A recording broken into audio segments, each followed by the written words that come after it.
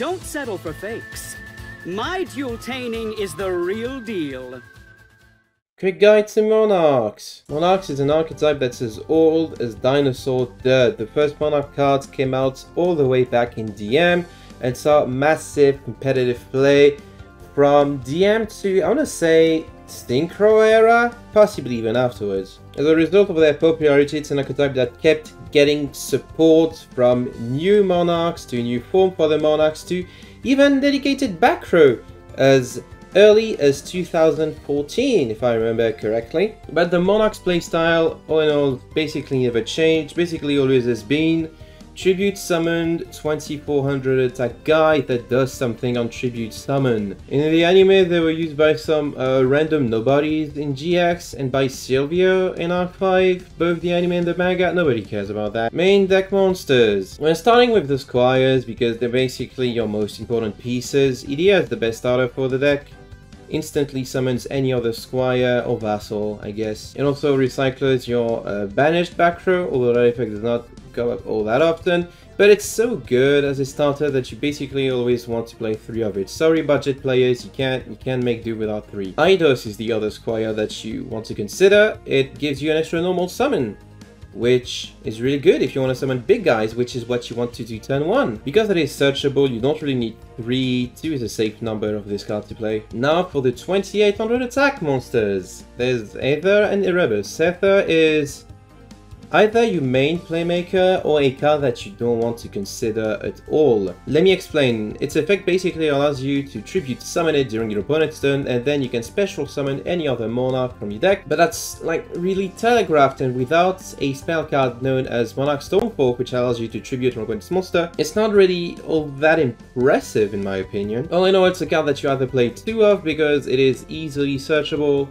or not at all. Erebus, on the other hand, is always good. It's a guy that can hand rip on turn 1 if you summon it, and also has access to non-targeted non-destruction removal. It can also recycle itself, because this is an insane card. Always play 3 of this guy. Kuraz the Light Monarch is your main playmaker with Aether. Basically, you summon this off a Aether, and since its effect triggers when it is special summoned, it serves as your main form of disruption. But then it also gives your opponent some draws, and since it's a when effect, it can miss timing, and can attack on the turn. It's not the greatest card out there, but if you're playing Aether, this is your main form of disruption. On the other hand, Ryza is delightfully simple. Tribute summon, spin a card. That's really good. You should always play 2 to 3 of this guy. Other Monarch that you might want to consider, Thestalos has a really cool land rip effect that I guess can come in the turn 1 or burn your opponent for lethal damage in some very rare occasions. And Kaias is just the coolest Monarch out there. I played this guy in Resonators, I played this guy in another version of Resonators. I just love this card. As far as the vassals go, there's also Landrobe and Mithra. Landrobe basically bombs a monster to special summon itself, which I guess can be pretty useful in some scenarios. And Mithra is basically a free special, so as long as you're okay with giving your opponent a token. Both of those are debatable one-ofs. Extra deck monsters. No, Monarchs is not an extra deck oriented deck. Some cards even advise you against playing an extra deck at all, so...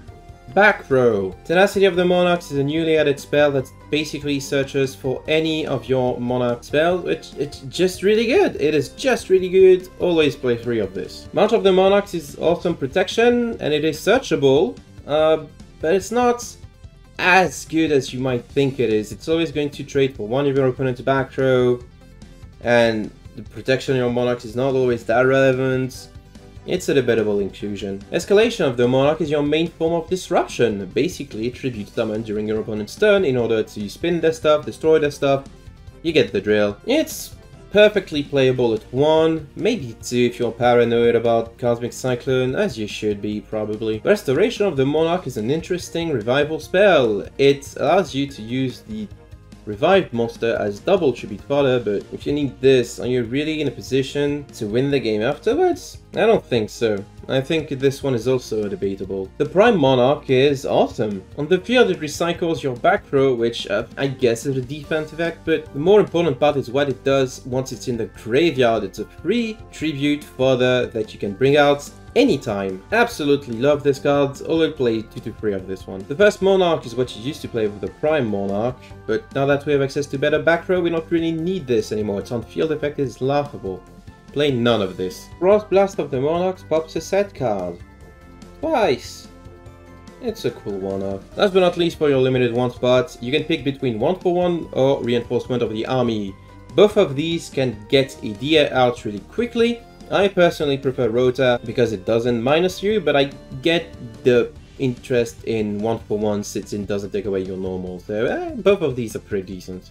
Skill. You always want to play with the new skill Pantheist Revelation, if only because it gives you access to Pantheism of the Monarch, which is the best Monarch spell ever conceived. It's a draw 2 that is not once per turn, but the second effect is 1 per turn, and it basically allows you to search for any back row added to your hand. You can search cards with the same name, you can search cards with different names. Typical Monarch turn 1 goes activate Pantheism, draw 2, Pantheism engraves, reveal Pantheism, Pantheism escalation, and your opponent will have to give you the escalation because they don't want you drawing more cards. Just always play the skill. Average deck. This is what an average Monarch deck list looks like. This is the Ether version using Ether and Kuras as your main form of disruption, and this is what the Riser version looks like.